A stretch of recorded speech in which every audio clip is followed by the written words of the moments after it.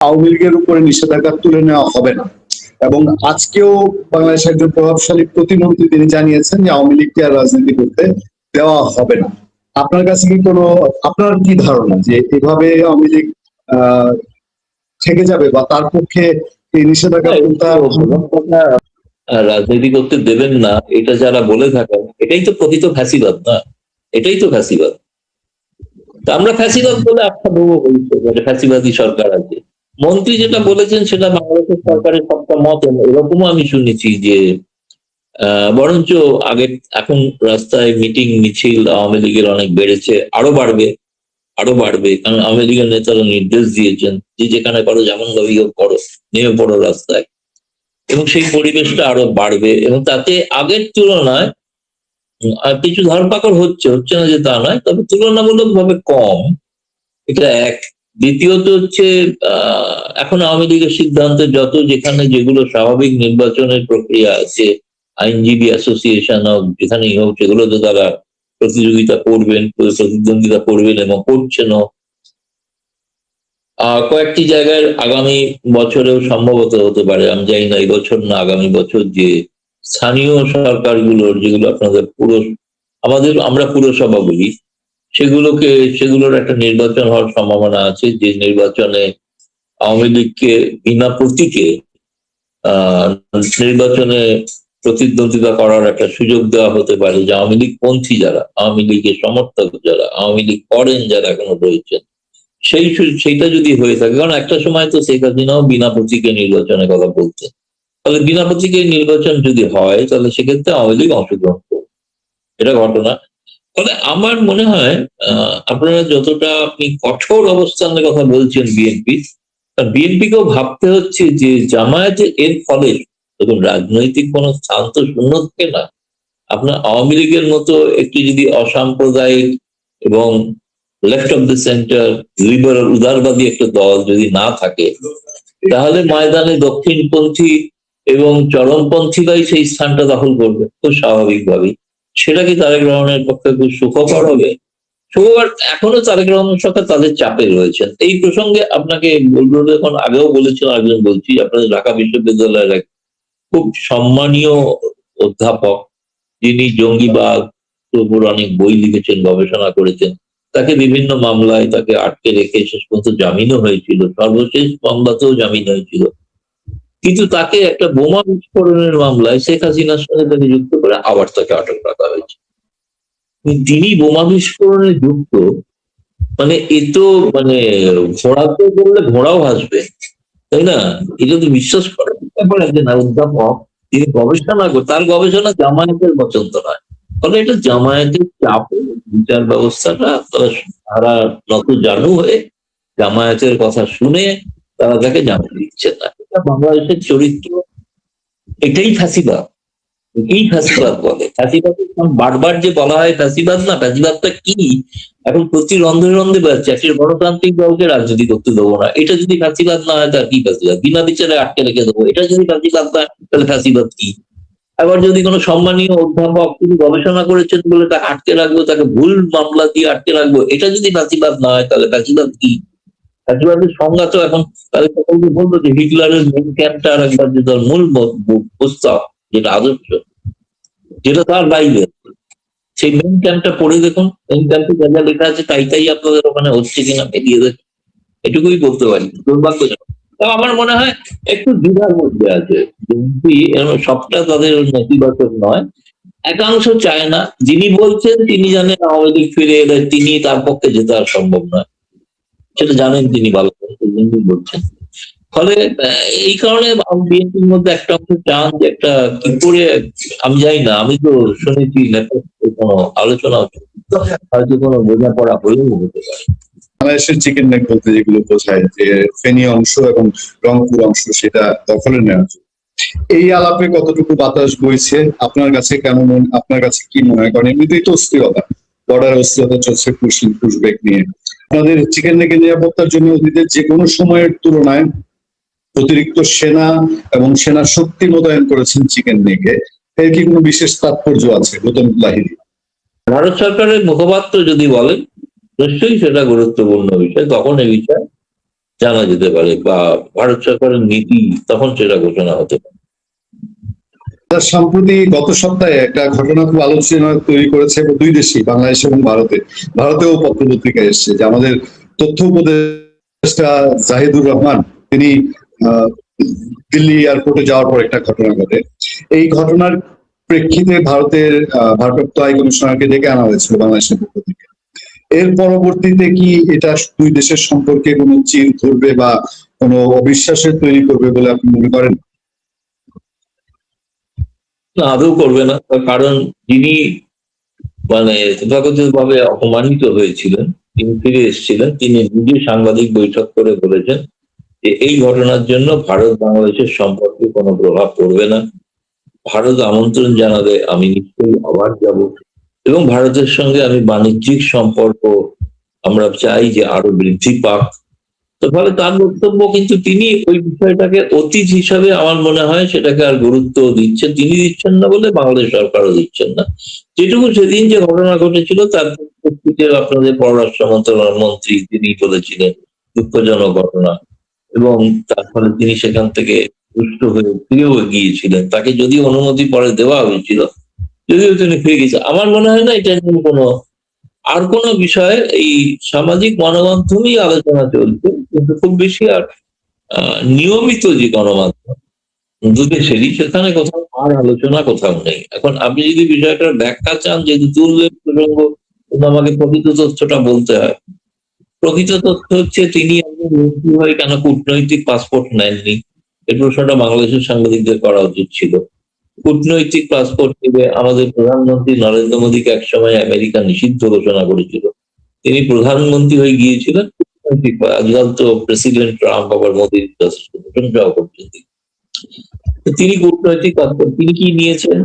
তিনি নিয়েছেন SAARC visa. আচ্ছা, আমি এটা জানি না যে সার্ক ভিসা তিনি কিন্তু দেওয়া হয়তো সাংবাদিকদের জন্য, আর কোনো কোনো কর্মকর্তাদেরও দেওয়া হয়।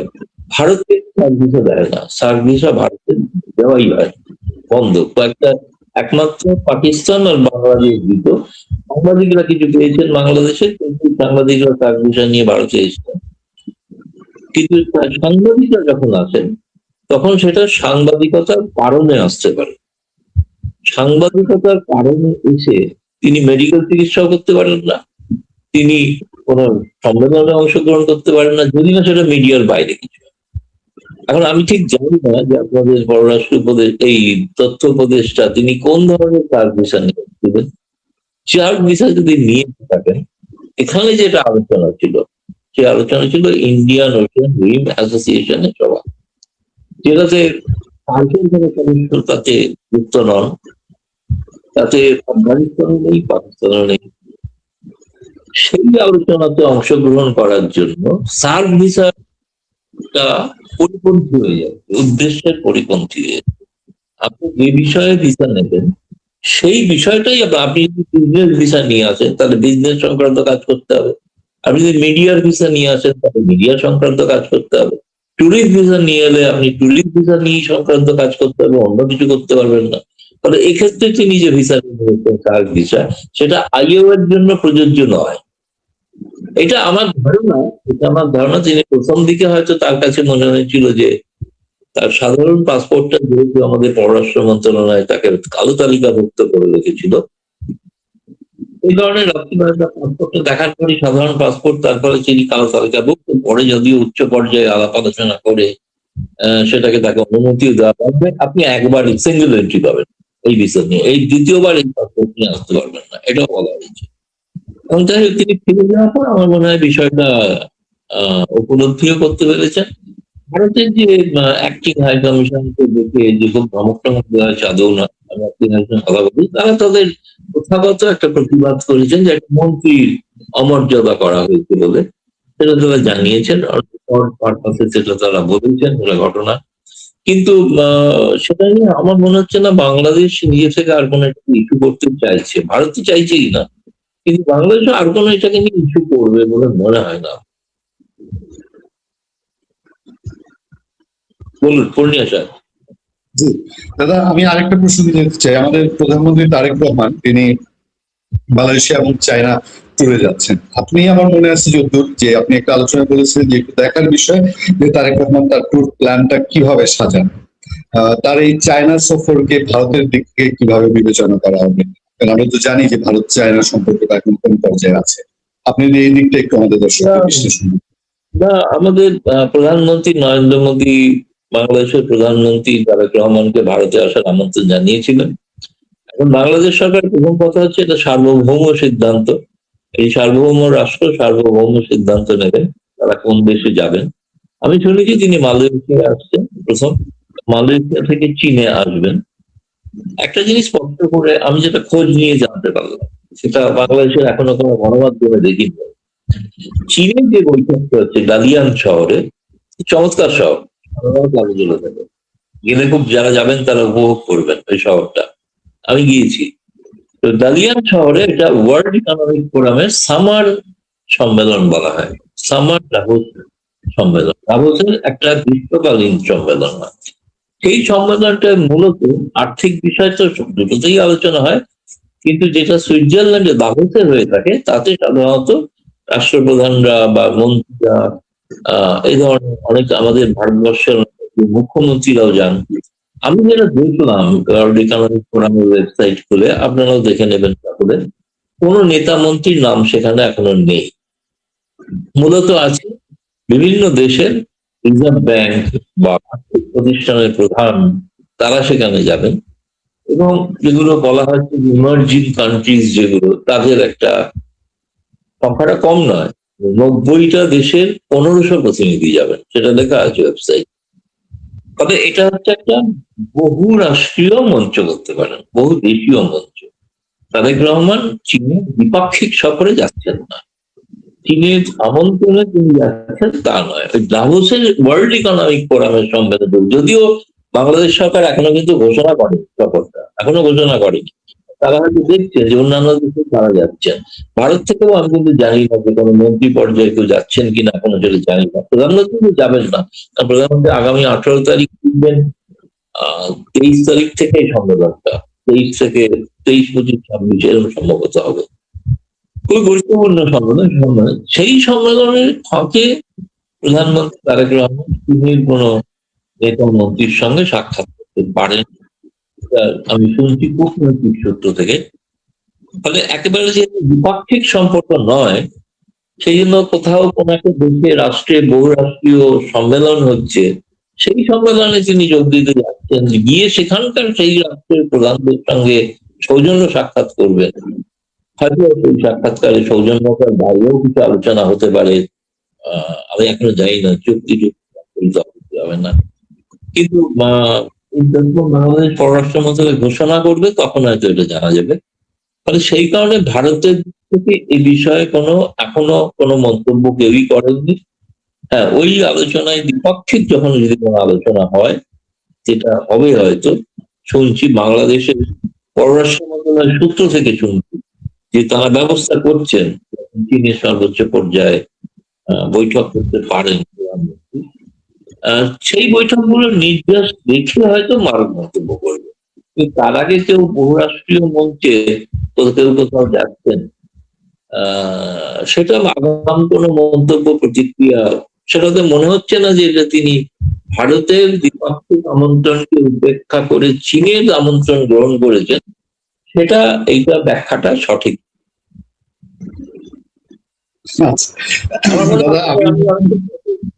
অনেকটা ব্রেকিং নিউজ দিলাম আমার মনে হচ্ছে, কারণ এটা বাংলাদেশের কেউ জানেন না, আর তো গণমাধ্যমে কোথাও দেখিনি আমি। তিনি যে ওয়ার্ল্ড ইকোনমিক ফোরামের সামিটে, সামার মিটিং বলা হয়, একটা হয় শীতে আর একটা হয় গ্রীষ্মে। এই গ্রীষ্মে চীনের মিটিংটা হচ্ছে দালিয়ান শহরে, তো ওইখানে যাচ্ছেন অনেকে।